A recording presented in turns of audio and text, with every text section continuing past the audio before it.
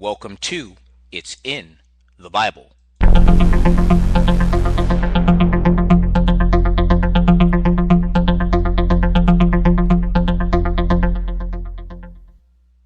Hello, I'm your host, Dr. Derek Henderson. Let's get to the lesson. Today's lesson is bad language. What should our speech be like? What should our usual way of talking be like? It's in the Bible. Let's look at Colossians 4:6, NIV style. And the word says this: let your conversation be always full of grace, so that you may know how to answer everyone. You see, God asks us to rid ourselves of foul language. It's in the Bible. Let's look at Colossians 3:8, NIV style. And the word says this: but now you must rid yourself of all such things as these: anger, rage, malice, slander, and filthy language from your lips. Dirty stories, foul talk, and coarse jokes. These are not for you. Instead, remind each other of God's goodness and be thankful. That's what it states in the word, Ephesians 5:4, TLB style. The Ten Commandments forbids the misuse of God's name. It's in the Bible, beloved. Let's look at Exodus 27, TLB style.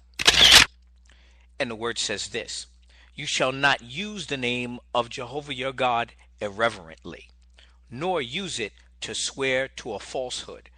You will not escape punishment if you do.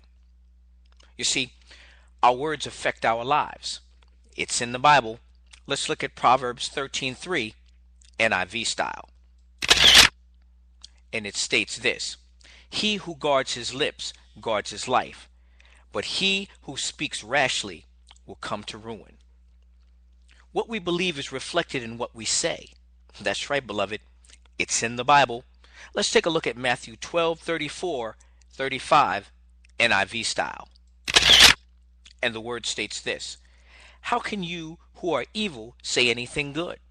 For out of the overflow of the heart the mouth speaks.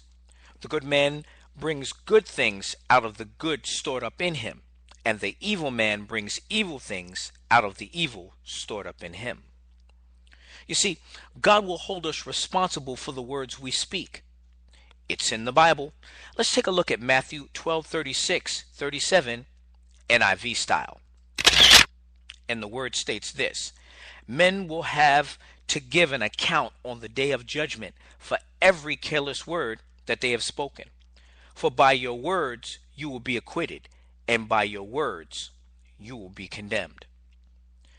The words we use influence others. That's right. It's in the Bible. Let's look at 1 Timothy 4:12, NIV style. And the word states this: don't let anyone look down on you because you are younger, but set an example for the believers in speech, in life, in love, in faith, and in purity. So, what should characterize our way of speaking? Well, beloved, it's in the Bible. Let's take a look at Ephesians 5:4, TLB style. And the Word of God states this: dirty stories, foul talk, and coarse jokes, these are not for you. Instead, remind each other of God's goodness and be thankful. And beloved, I'd like to remind you that as we do these things, we walk upright and we stand upright so that we can stand upright before God.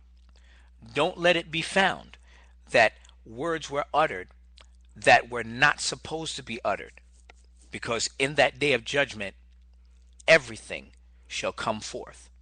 Thank you for listening once again to It's in the Bible.